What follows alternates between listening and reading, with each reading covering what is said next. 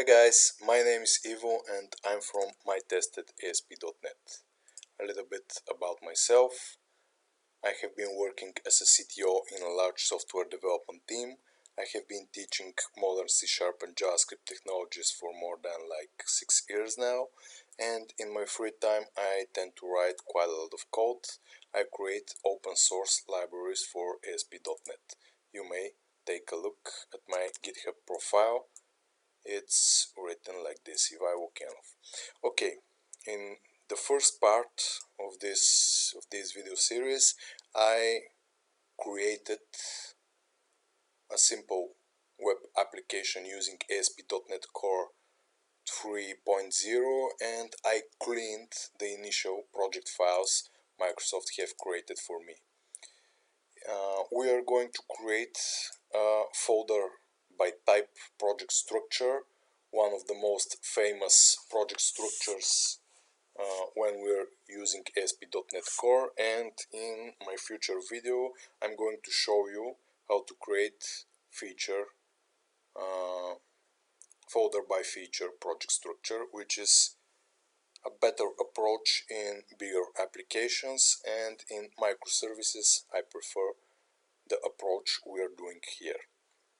Okay, what we need to do now is to extract some of the folders.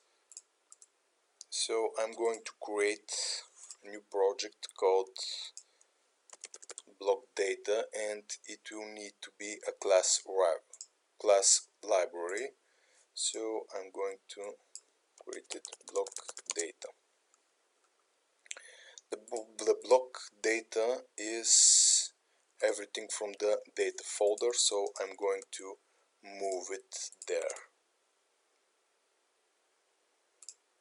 Okay, the class one is not needed, and the blockdb context is not working, so I need to install Microsoft ASP.NET Core Identity.Entity Framework Core package. So I'm going to find, it doesn't matter actually, so let's see, it should be the latest version. Cool. Okay, I believe that project should be building now, should be able to be built. Okay, the data is no longer needed. I will add a reference to my other project so that my web project is able to be built too. Okay, we're having some errors here and there, so what I need to do, I need to install Microsoft Entity Framework Core.SQL Server package in the block data one, because the identity package does not provide SQL Server functionality. Okay, let's rebuild that.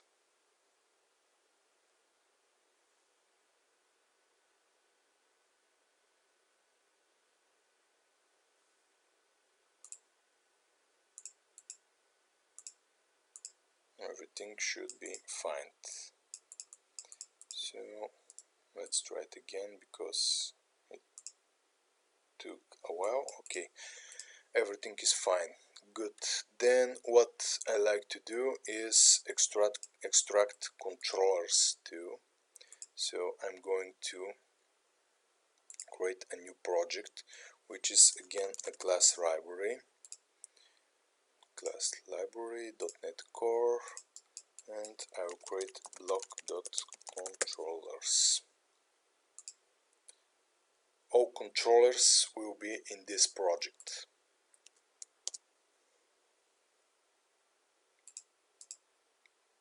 So essentially I need to move all my controllers here. Done. Good. And if I decide to build that, I will find a lot of errors, and I need to add the ASP.NET Core framework here.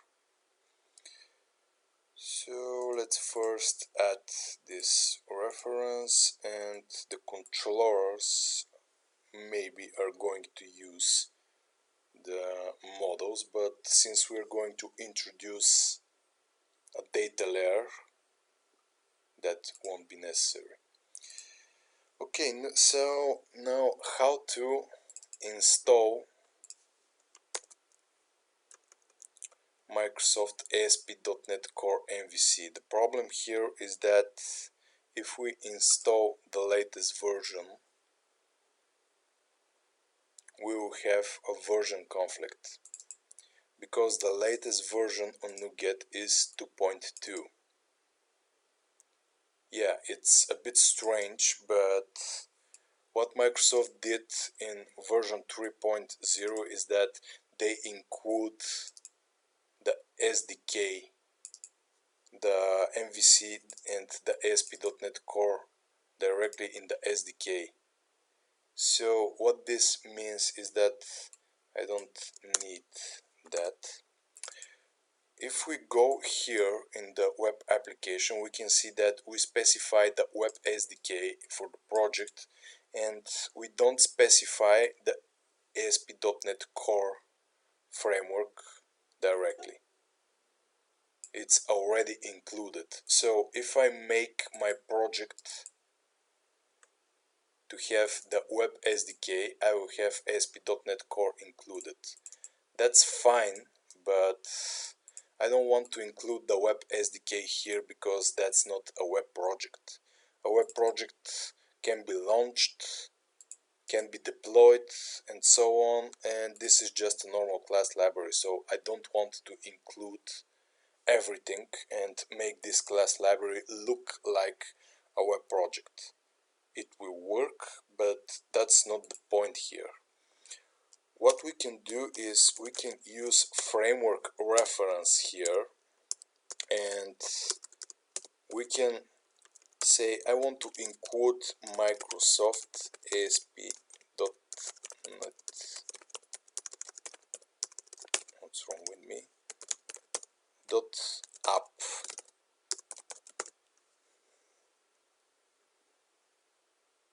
If I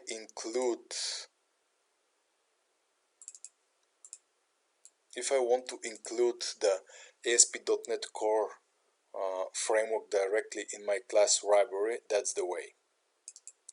Essentially, when I specify the SDK to be the web SDK, Microsoft will include that framework reference for me. But since I'm not using a web SDK, I want to include the ASP.NET Core framework in this class library so that my controllers will be valid. As you can see, the class controller is now valid, and I can use the ASP.NET Core namespaces in my code. That's because I added the framework reference. Okay, we need the models, we need the view models, and what I like to do is I like to add a models folder in my controllers, a models folder in my data, and a models folder in my services project. I will create it in a minute. So let's move the error view model here. I will need to change the namespace because it's not relevant. It should be block.controllers.models, and I will need to reference using models directly, like this. Okay, and the last project, actually the last two projects I want to create is another class library, .NET Core, that will be block.services, that will be my service layer. All business logic should be here. So my separation currently is I have the data layer which contains the database models and the database access points. On top of that, I have service layer.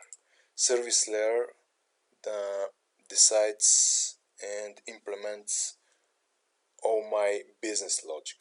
For example, do I have article for this user? Give me all comments for this article. Create an article and save it to the database. Create an article and make it published so that everyone can see it. Give me all public articles. Give me all articles by certain users. So that's the business logic. And the controllers, of course, the services layer will have models too. That's all the classes that the services will return. In my opinion, the services should not return iQueryables. If they return iQueryables, we essentially bind our services to link and bind them to entity framework style of code, and that's kind of wrong because we are not making our service layer abstract enough. In my opinion, the service layer should return enumerable of any kind of model we would like to use. So we are going to use service models here, which are exactly what the service layer returns. And our controllers will have only a request response logic. They will check whether the model is valid from the request. They will check whether the request is valid, for example, it's for authorized users only, and they will return a response from the service logic. So essentially the whole idea is controllers receive a request, dispatch the information down to the service layer. The service layer executes the logic and returns some result. When the result is ready, the controller then returns a response. For example, bad request, OK request, view, and so on.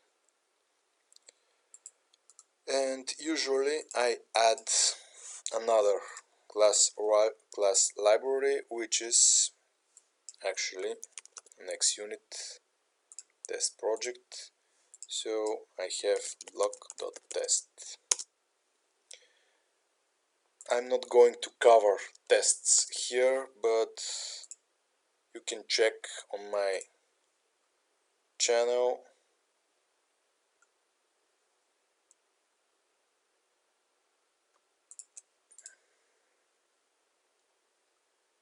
You can check on my channel how to test ASP.NET Core web applications.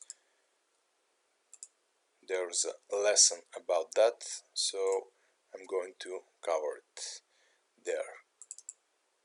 We may write one or two test cases for our controllers, but we are not going to make any detailed explanations for them.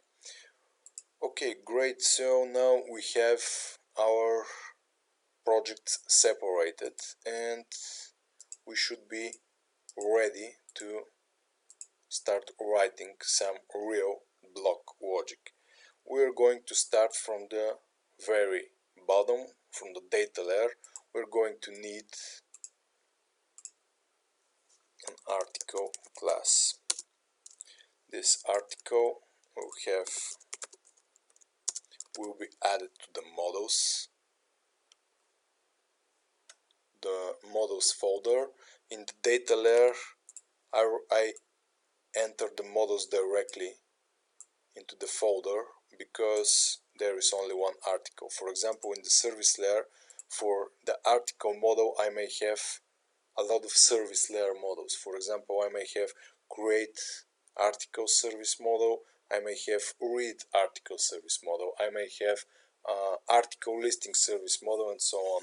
So in the service layer, usually I create a folder and then I enter all the models there, because for each database model the service models are more than one.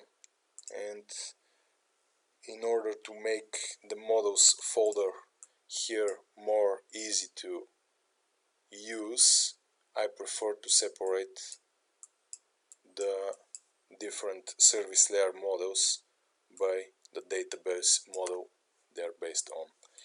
Okay, so I need int, I would say I need some title, and I need some description.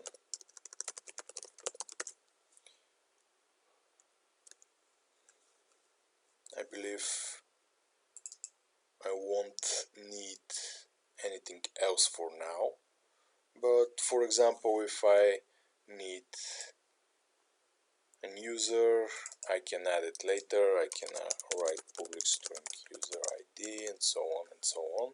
For now, let's leave it simple because we are not that concerned of business logic. We are more concerned of our project structure in this web application. Okay, so we have the article,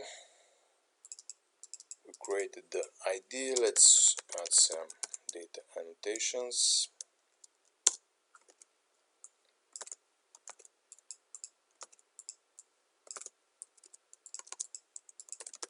Good. Max length. What I like to do here is I like to create a new class, data constants,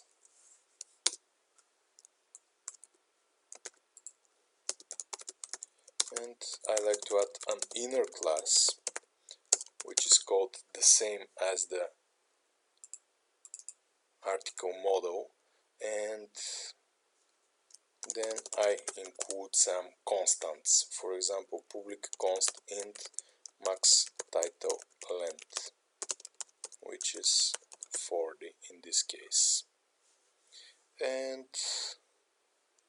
then what I can do is I can say max length, I want to have data constants dot article max title length. You may even do this class to be static so that you can use using static data constants, so that you can use directly article dot max title length, but I believe you need to make both classes static, public const int, in order to make that work.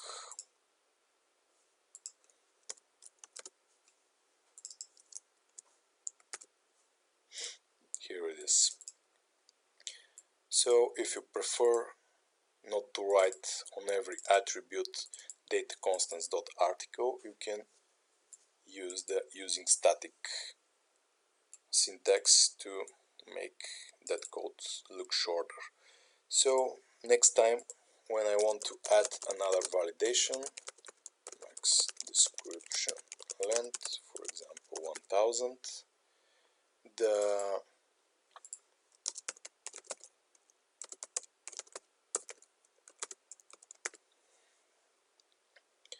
what you win here is that when you create service layer models, you can reuse these data constants. And when you reuse these data constants, you will have a single place of all these magic numbers. So if you decide to change it in the database, you will change it in the UI automatically, which is what we are trying to achieve here. To not copy paste code and to reuse code. Even single numbers like this one can create difference when you copy paste it in your different layers, for example the data layer, the service layer, and so on. Okay, you may not use the constant, you may name it data validation if it sounds more reasonable, like using static data validation article and then use the validation here. Cool. Okay, so we created the article model. We then need to add it here. Public dbset article. We need the models. So I will write articles. If you have a foreign key, a table relationship, don't forget to include it in the override on model creating method. That's the entity framework core way of defining relationships. But since our article doesn't have any relationship here, we're now going to not use it. Cool. If you want to have a relationship, because that may bother you, you can create the user class.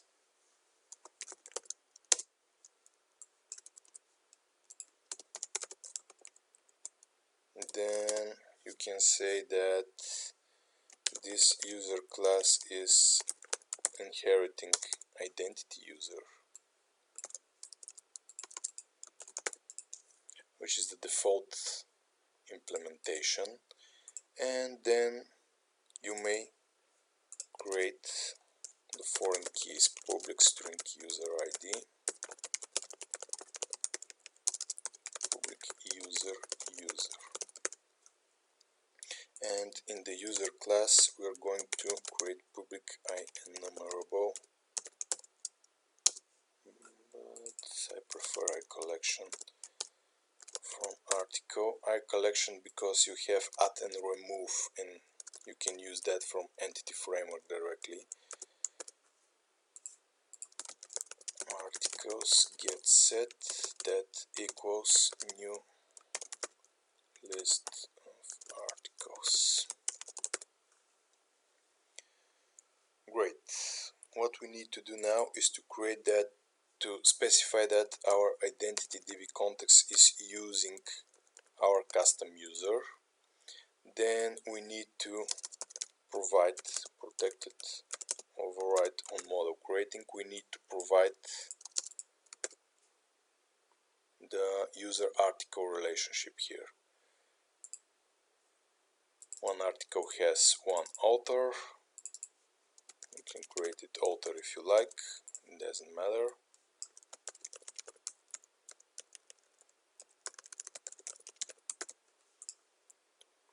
And let's add some date time here.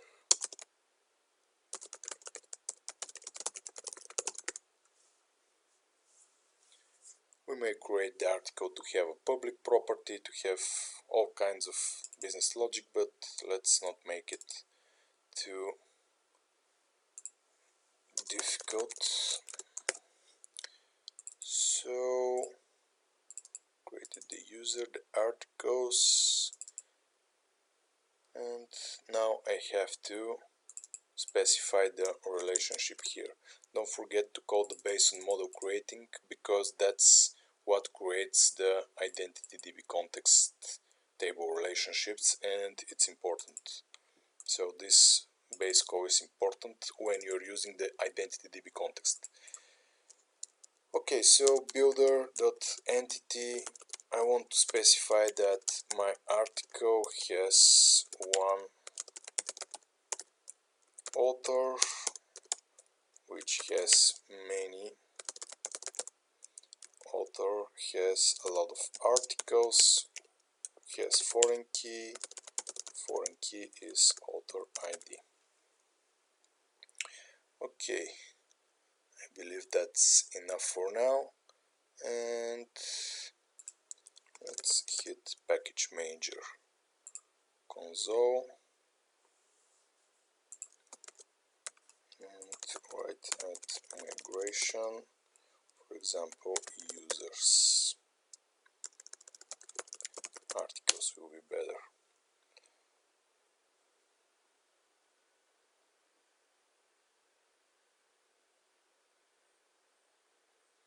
build failed.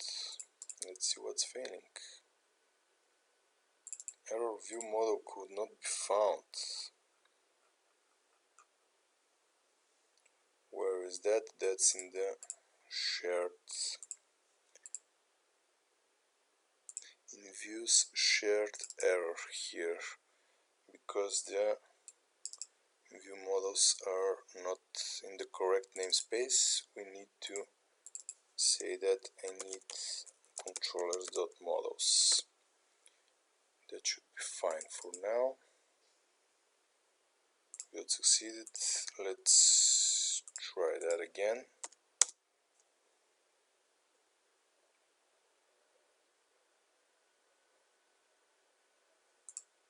Cool. Create table, articles, identity, SPNet users, table relationship. The article table has untitled description created on author ID. Looks good. Let's move that here in order for us to be consistent. So we created the BlockDB context. Let's add another application builder extension to migrate the database and eventually create an admin user every time the app is started if the database needs migration. Our application should do that automatically. So what we need to do is, for example, public static application builder seed data, this application builder app. We can extract var db is application service get service block db context. That's not going to work because the BlockDB context service is registered as a scoped service. So if I say db.database.migrate,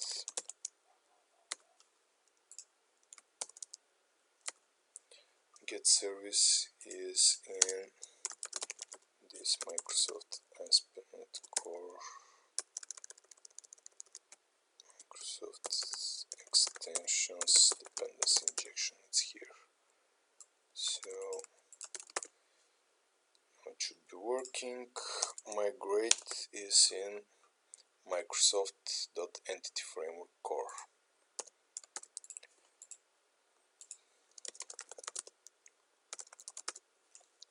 And if I call this method here app.seedData, I should expect that my database will migrate, but that's not the case. It will throw an exception. Here it is, cannot resolve scoped service. What we need to do here is to create a scope, which is not very difficult to do. Var services or service scope will be a better name. App.application services create scope. That will create a scope for us. What is a scope in the services? All scoped services which are registered as scoped by default. For example, the BlockDB context is registered as a scoped service. If we go here in the configure services method and write, we know that we have add scoped. Add scoped services by default mean that one service instance will be created per request.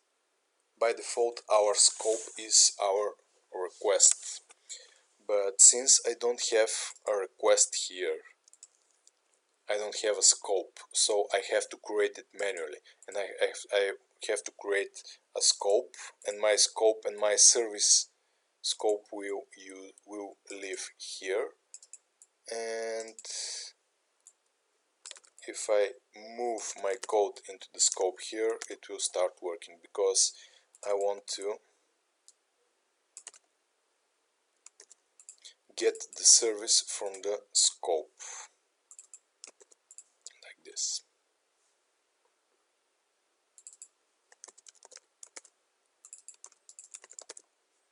Essentially, this scope here provides the same instance of BlockDB context because BlockDB context is created and registered as a scoped service.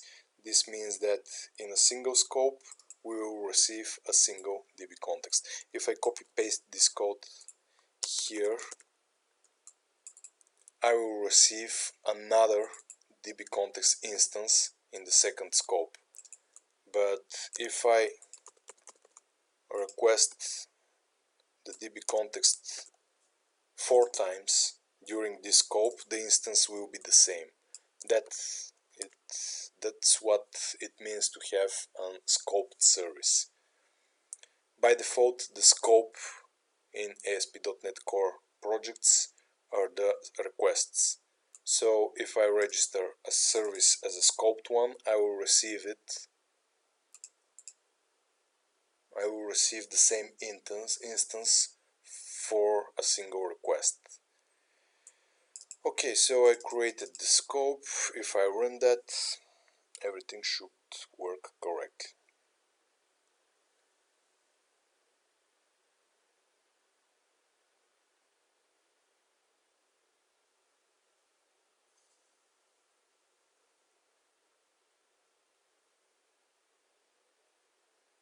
Done.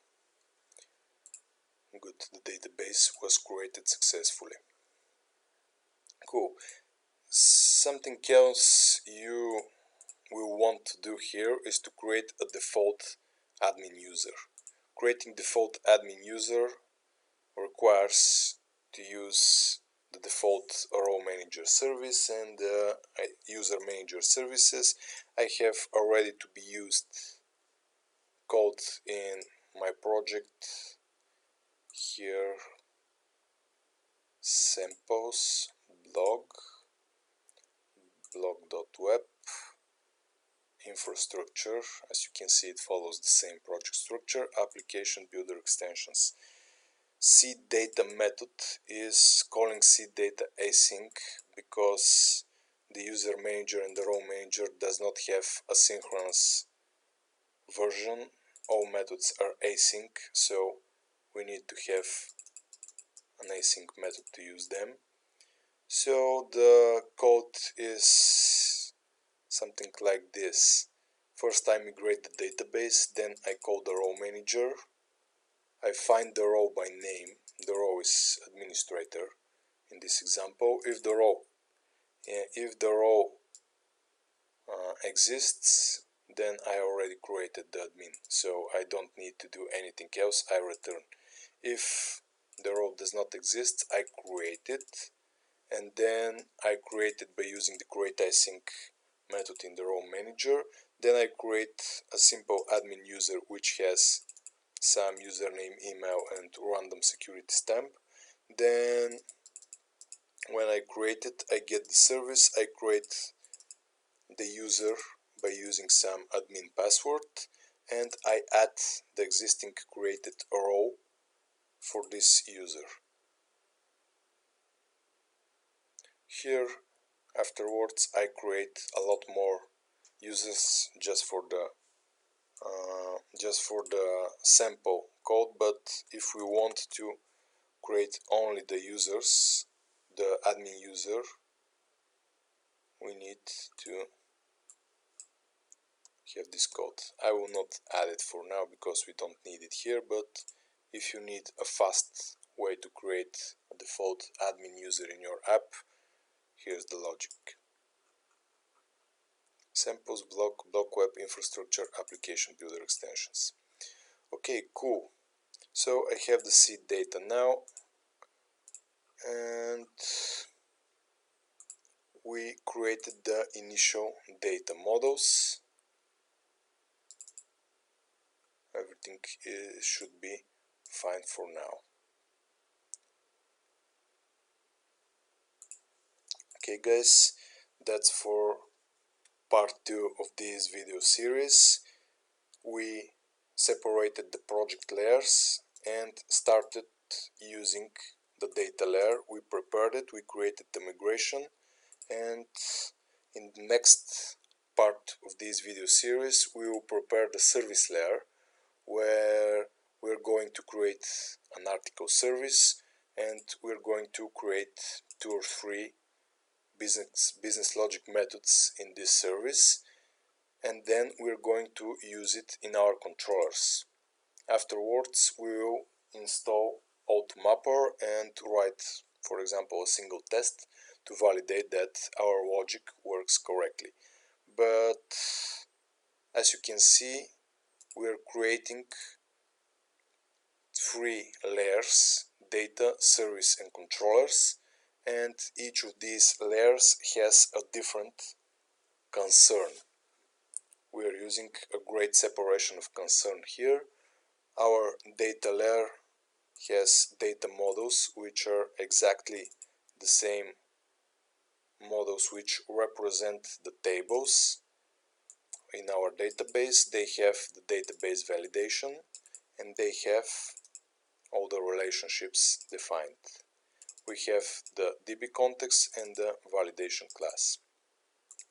In the service layer we are going to create our business logic. We are going to have service layer models, which are exactly what our service layer is going to return, and our controllers should be as thin as possible. They should not have any business logic. Their logic should be only about getting the request, passing the data from the request, the service layer, and returning response if the request is in valid state, of course. Okay, thank you guys for watching. I will leave a link in the description for the previous video if you missed it, and I will be more than happy if you consider helping with my projects. You may leave a star here, you may share this video, share the project to a ASP.NET Core colleague, you may fork it, play with it, whatever you like.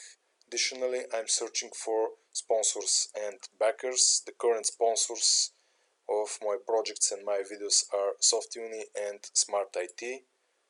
Really thankful about their contributions, and if you want to help me, you can become a backer on Patreon, or if your company is looking for more exposure, we may put the logo here. You just need to become a patron on Patreon or become a backer on Open Collective. Some organizations and some people already did, and I'm really thankful. All of them are listed in my backers file.